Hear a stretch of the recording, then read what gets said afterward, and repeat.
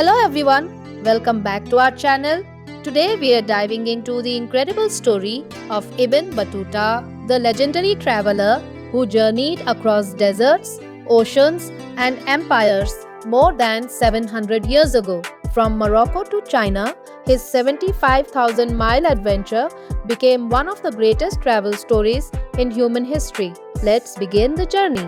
Ibn Battuta, the man who traveled the world in the 14th century, long before airplanes, trains, or modern maps, one man began a journey that would become one of the greatest adventures in human history. He crossed deserts, sailed vast oceans, and visited lands most people of his time could only dream about, from the markets of North Africa to the palaces of India, from the islands of the Maldives to the great cities of China. This man traveled more than 75,000 miles across 3 continents. His name was Ibn Battuta, and his story is not just about travel, it is a story of curiosity, courage, faith, and an endless desire to see the world. Tonight, we follow the incredible life of the man who became the greatest traveler of the medieval world. Chapter 1: A child is born. The story begins in the year 1304. In the coastal city of Tangier, Morocco, overlooking the waters where the Atlantic Ocean meets the Mediterranean Sea. Tangier was a vibrant port city filled with merchants, sailors, scholars, and travelers from many parts of the world. It was here that a boy named Abu Abdullah Muhammad ibn Abdullah al-Lawati al-Tanji was born. History would remember him simply as Ibn Battuta. His family belonged to a respected tradition of Islamic judges and scholars. For generations, members of his family served as qadis, experts in Islamic law who resolved disputes and guided communities. Because of this tradition, young Ibn Battuta was expected to follow the same path. His childhood was filled with study. He learned the Quran, Islamic law, Arabic literature, and the teachings of scholars. But Tangier was more than just a place of learning. Ships arrived daily from distant lands, bringing stories of Egypt, Syria, Persia, India, and beyond. Travelers spoke of magnificent cities, powerful sultans, and cultures completely different from Morocco. For young Ibn Battuta, these stories ignited a dream of travel. Chapter 2: The Call of the Hajj. In the Islamic world, one journey held special meaning. The Hajj pilgrimage to Mecca. For Muslims, it is one of the most sacred obligations, a journey every believer hopes to complete at least once in their lifetime. For centuries, pilgrims traveled from every corner of the Islamic world to reach the holy city. By the time Ibn Battuta reached his early 20s, the desire to perform Hajj had grown strong within him. But what made his journey extraordinary was this: he decided to go alone. No large caravan, no powerful companions, only a young man and an uncertain road ahead. In June 1325, at the age of 21, Ibn Battuta prepared to leave his home. He said goodbye to his family, not knowing when or if he would ever see them again. The journey to Mecca would take over a year, across deserts, mountains, and dangerous lands. Bandits roamed the roads. Disease was common among travelers. Many pilgrims never reached their destination, but Ibn Battuta was determined. Later he would write, "I set out alone, without companion to cheer me, or caravan to join, driven by a desire long cherished in my heart." With these words, one of the greatest journeys in human history had begun. Chapter 3: Crossing North Africa. The road from Morocco to Mecca stretched thousands of miles across North Africa. The journey passed through powerful cities and vast deserts. Ibn Battuta first traveled east toward Algeria, then onward to Tunisia. Along the way, he joined caravans of merchants and pilgrims for protection. Traveling in caravans was safer, but still extremely dangerous. Sandstorms could bury travelers alive. food and water were often scarce, and sickness spread quickly in crowded caravans. During this journey, Ibn Battuta himself became seriously ill. At one point, he was so weak he could barely continue, but turning back was not an option. His dream and his faith pushed him forward. As he crossed the lands of North Africa, he encountered different cultures, languages, and traditions. Each new city opened his eyes to the vast diversity of the Islamic world. And slowly, something inside him began to change. The pilgrimage to Mecca was no longer just a religious duty, it was becoming something more, a lifelong journey of discovery. Chapter 4, Egypt, the gateway to the East. After months of travel, Ibn Battuta finally arrived in one of the greatest cities of the medieval world, Cairo, Egypt. At the time, Cairo was one of the largest and most powerful cities on earth, home to magnificent mosques, bustling markets, and grand palaces. The Nile River flowed through the city like a lifeline of civilization. For Ibn Battuta, Cairo was unlike anything he had ever seen. He described it as the mother of cities, rich in beauty and splendor. Here he met scholars, merchants, travelers, and pilgrims from across the world. It was in Cairo that Ibn Battuta first realized something remarkable. The world was far bigger and far more fascinating than he had ever imagined, and his journey had only just begun. Ending teaser. From Cairo, Ibn Battuta would continue toward Mecca. But instead of returning home after the pilgrimage, he would begin a journey that lasted nearly 30 years. A journey across Africa, the Middle East, India, Southeast Asia, and China. A journey that would make him the greatest traveler the world had ever seen. And the adventure is only beginning. Part 2, Mecca, Syria, Iraq, and Persia, 1326-1328. Chapter 5, The Road to Mecca. After experiencing the grandeur of Cairo, Ibn Battuta continued his journey toward the holiest destination in Islam, Mecca. But reaching Mecca was not simple.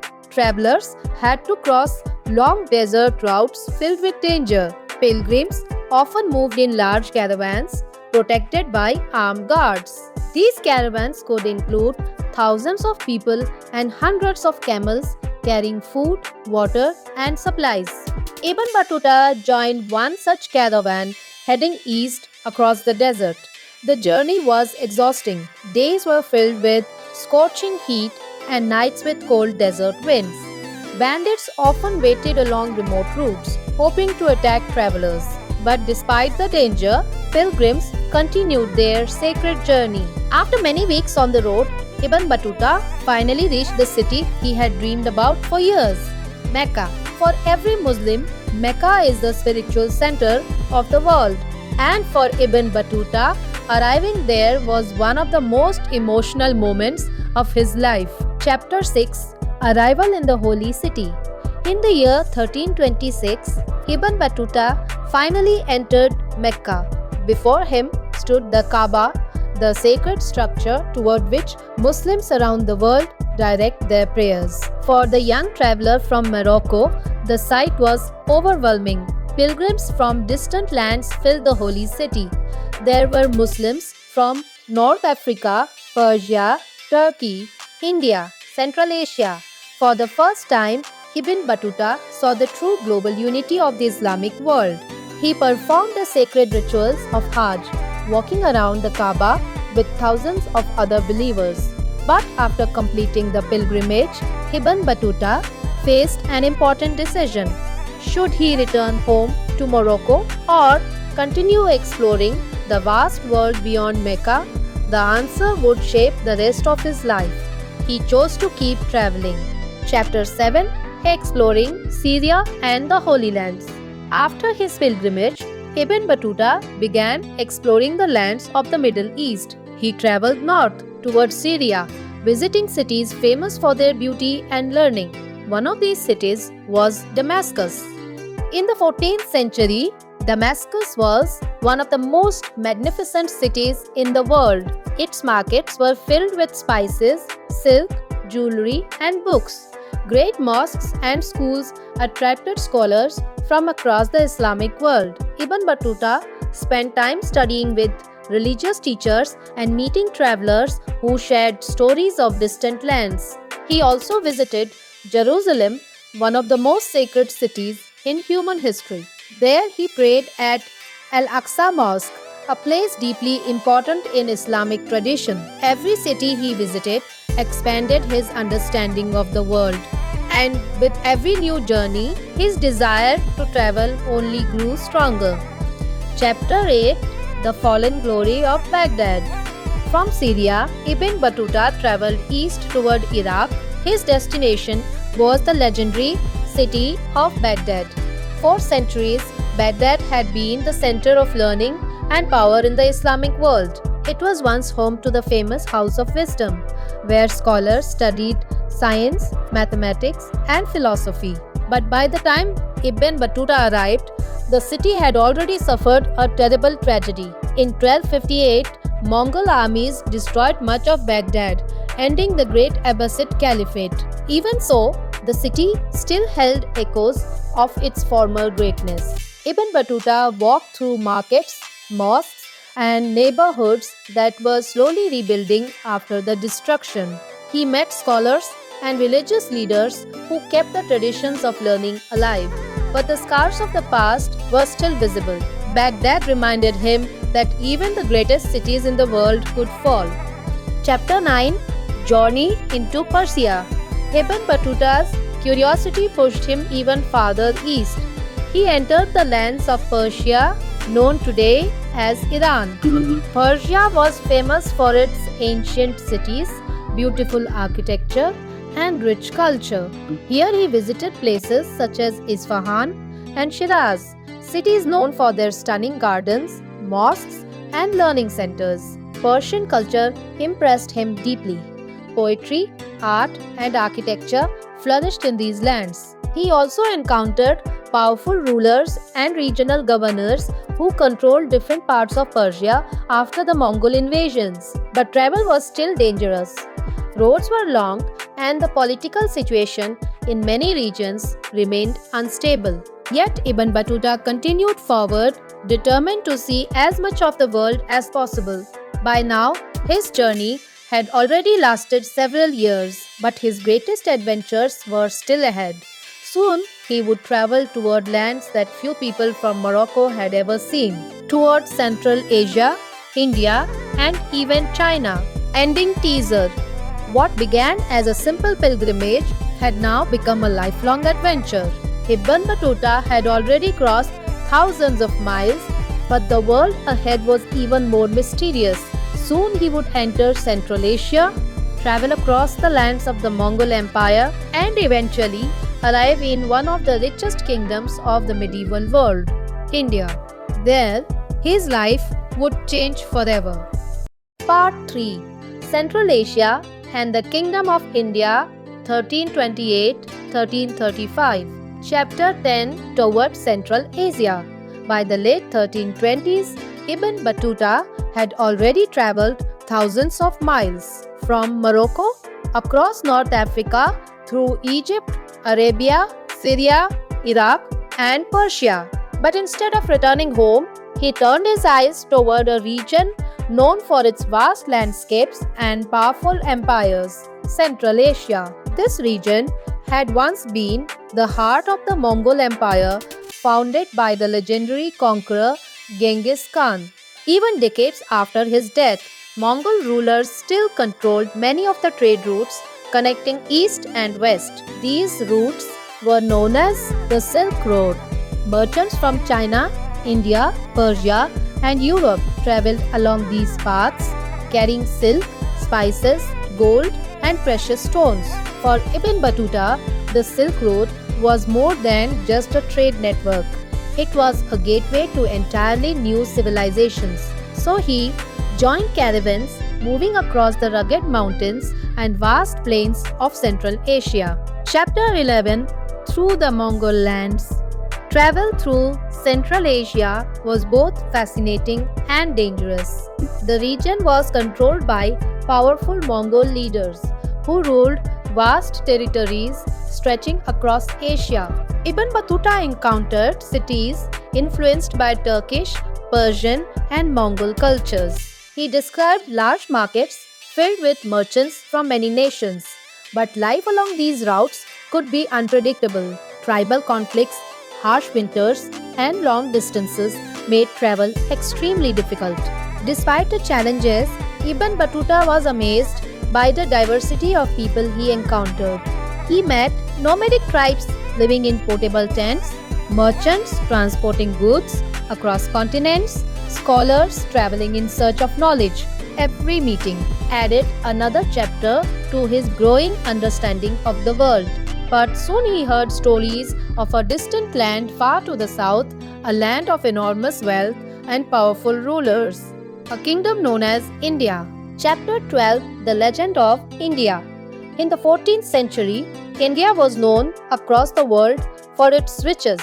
Its cities were filled with gold and silver spices and textiles, scholars and poets, magnificent palaces and mosques. At the center of this powerful region stood the Delhi Sultanate, ruled by one of the most fascinating and unpredictable leaders of the medieval world. Sultan Muhammad bin Tughlaq, the Sultan, was known for two things: his incredible generosity and his terrifying temper. He welcomed scholars and travelers from distant lands, often rewarding them with wealth and high positions. But he was also famous for harsh punishments and sudden decisions that frightened even his own advisors. When Ibn Battuta heard about the Sultan's interest in scholars, he saw an opportunity. Perhaps in India, his knowledge of Islamic law could bring him fortune and influence. So he began the long and dangerous journey toward the Indian subcontinent. Chapter 13: Crossing into India. The road into India was one of the most difficult parts of Ibn Battuta's journey. He had to cross harsh mountains and dangerous territories controlled by rival tribes. Travelers faced bandits, extreme weather, and unfamiliar landscapes. At one point during the journey, Ibn Battuta and his companions were attacked by robbers. He was robbed and left with almost nothing. But somehow he survived. Determined to continue, he pushed forward until finally he reached the land he had heard so much about, India. For Ibn Battuta, this moment marked the beginning of one of the most dramatic chapters of his life. Chapter 14: Arrival in Delhi. In 1333, Ibn Battuta finally arrived in the great city of Delhi. At that time, Delhi was one of the largest cities in the world. Massive walls surrounded the city, bustling markets filled the streets, and towering mosques reflected the power of the Delhi Sultanate. But the most important moment of his arrival came when he was introduced to the ruler himself, Sultan Muhammad bin Tughlaq. The Sultan was impressed by Ibn Battuta's education and knowledge of Islamic law. He saw in the young traveler someone who could serve his court. And so, in a surprising twist of fate, Ibn Battuta was appointed as a Qadi, a royal judge. Almost overnight, the wandering traveler from Morocco became an important figure in one of the most powerful kingdoms in Asia. Chapter 15: Life in the Royal Court. Life in the court of Sultan Muhammad bin Tughlaq was unlike anything Ibn Battuta had experienced. The Sultan rewarded him with gold, servants, luxury, clothing, and a large residence in the capital. For several years, Ibn Battuta served as a judge in Delhi. But the Sultan's court was also filled with danger. The ruler was known for sudden anger and unpredictable decisions. Many officials lived in constant fear of losing the Sultan's favor. Ibn Battuta himself would eventually experience the dangers of royal politics, and his life in India would soon take another dramatic turn, one that would send him across the oceans toward new and mysterious lands. Ending teaser.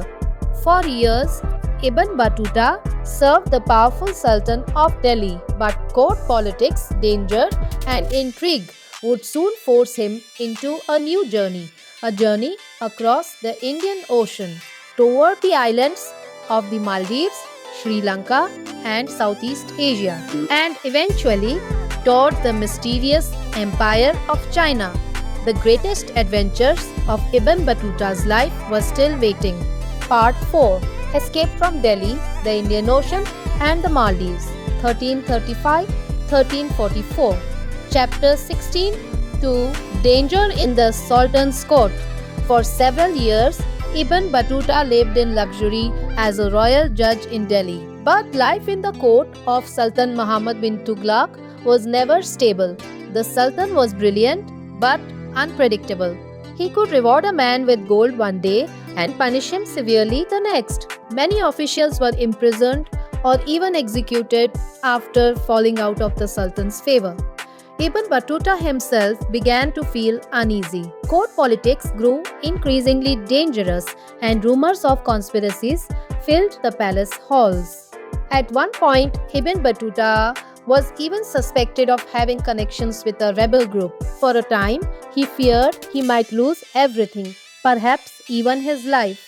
Then, an opportunity appeared. The Sultan decided to send a diplomatic mission to China, and Ibn Battuta was chosen as the ambassador. For him, this was more than a political mission. It was a chance to escape the dangerous politics of Delhi and continue his journey across the world. Chapter 17: The Diplomatic Mission. The Sultan prepared an impressive diplomatic mission for the Emperor of China. The caravan included precious gifts, silk garments, gold and jewels, and dozens of servants and guards. Ibn Battuta was appointed as the leader of the mission. The journey would take them from Delhi to the western coast of India and then across the vast Indian Ocean. But before the expedition could even begin properly, disaster struck. While traveling toward the coast, Ibn Battuta's caravan was attacked by rebels. Once again, he narrowly escaped death. Despite the chaos, he eventually reached the port city where ships waited to sail east. But the dangers of the sea would prove even greater than the dangers of land. Chapter 18: Shipwreck and Loss. At the port, several large ships were prepared to carry the diplomatic mission to China. Ibn Battuta boarded one of the vessels, while another ship carried most of the gifts meant for the Chinese emperor. But soon after departure, disaster struck again. A violent storm swept across the Indian Ocean. One of the ships was wrecked near the coast, and another sailed away without Ibn Battuta on board. The ship carrying the valuable gifts was lost. Without the presents meant for the Chinese emperor, Ibn Battuta feared returning to India. If the Sultan believed he had failed the mission, punishment could be severe. So instead of returning to Delhi, Ibn Battuta made a bold decision. He would continue traveling. Chapter 19: The Islands of the Maldives. Ibn Battuta sailed south and eventually arrived at a chain of tropical islands in the Indian Ocean, the Maldives.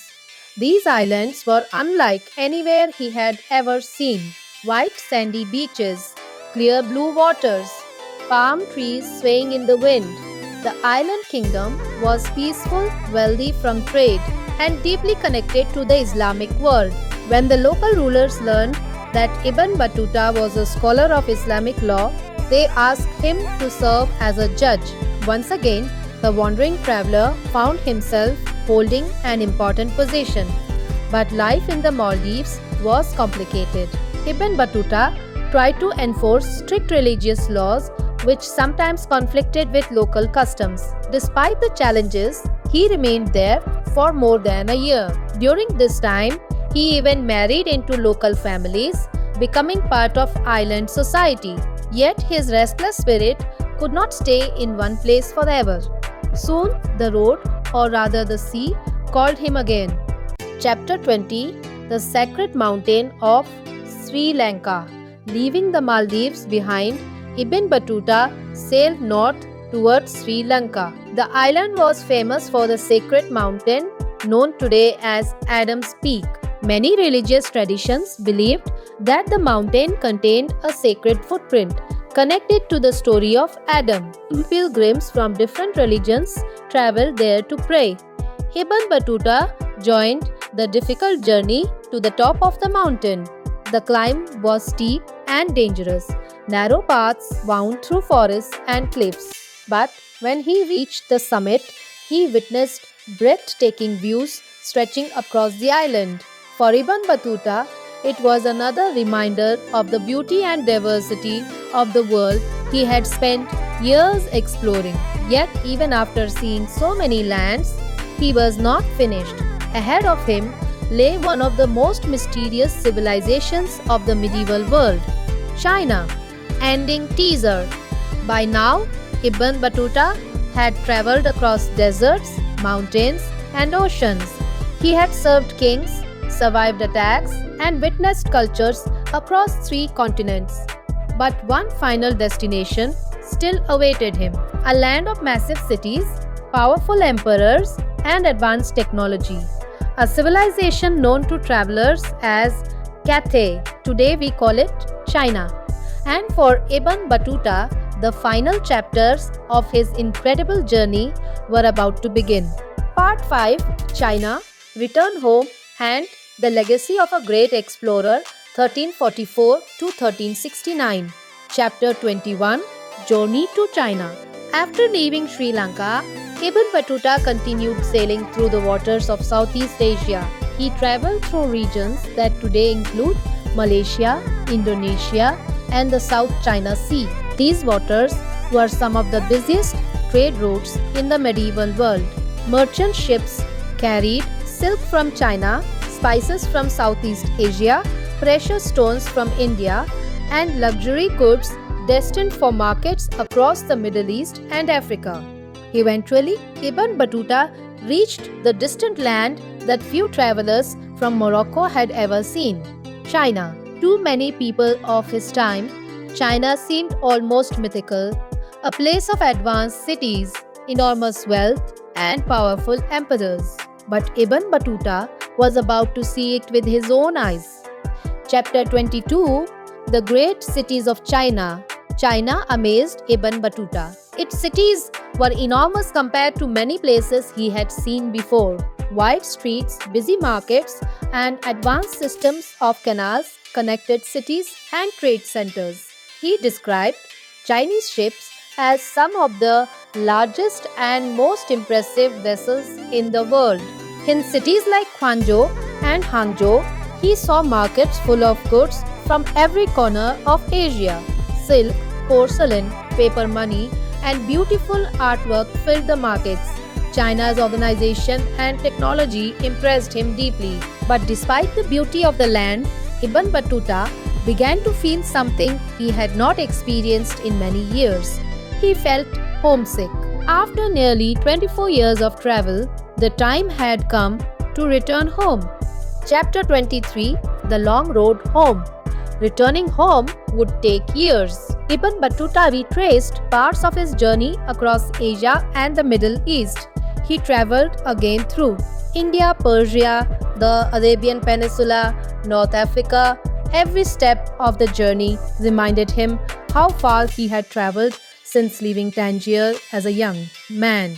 Finally, in 1349, after nearly a quarter of a century abroad, Ibn Battuta returned to his homeland of Morocco, but his homecoming carried both joy and sadness.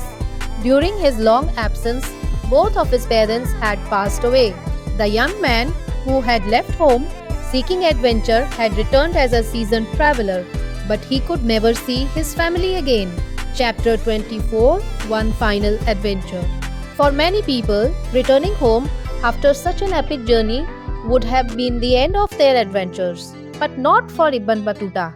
Even after traveling more than 75,000 miles, he was still curious about the world. Soon he began another expedition, this time south across the vast Sahara Desert. His destination was the powerful Mali Empire in West Africa. At that time, Mali was one of the richest empires in the world, famous for its gold and powerful rulers. Crossing the Sahara was extremely difficult. Caravans spent weeks traveling through endless sand dunes under intense heat. But eventually, Ibn Battuta reached cities like Timbuktu, a center of trade and scholarship. There, he observed the culture, wealth, and traditions of West Africa. This journey would become the final great chapter of his travels. Chapter 25, the book of his travels. After returning once again to Morocco, Ibn Battuta finally settled down. By now, his travels had lasted nearly 3 decades. He had visited lands across Africa, the Middle East, Central Asia, India, Southeast Asia, and China. The ruler of Morocco, Sultan Abu Inan Faris, ordered that Ibn Battuta's incredible experiences be written down. Working with a scholar named Ibn Juzai, the great traveler began telling the story of his adventures. The book that emerged became known as the Raila, meaning the journey. It described cities, cultures, rulers, traditions, and landscapes from across the medieval world. For historians today, it remains one of the most important records of life in the 14th century. Chapter 26 to the final years. After decades of travel, Ibn Battuta spent his final years living quietly in Morocco. He likely worked once again as a judge, sharing his knowledge and experiences. Around the year 1368 or 1369, the great traveler passed away at the age of about 65. His life had taken him further than almost any explorer of the medieval world. From the Atlantic Ocean to the South China Sea, from the deserts of Africa to the mountains of Central Asia, his journey covered more than 40 modern countries, and his writings allowed future generations to see the world through his eyes. Final legacy. Ibn Battuta began his journey as a young pilgrim searching for faith, but he became something far greater: an explorer, a historian, a witness to the cultures and civilizations of the medieval world. His travels covered 3 times the distance of Marco Polo, and even today, his story reminds us of something timeless: that curiosity, courage, and the desire to understand the world can take a person further than they ever imagined. Thanks for watching. If you enjoyed this incredible journey through history, don't forget to like, comment, and subscribe for more powerful stories of legendary explorers and historical figures.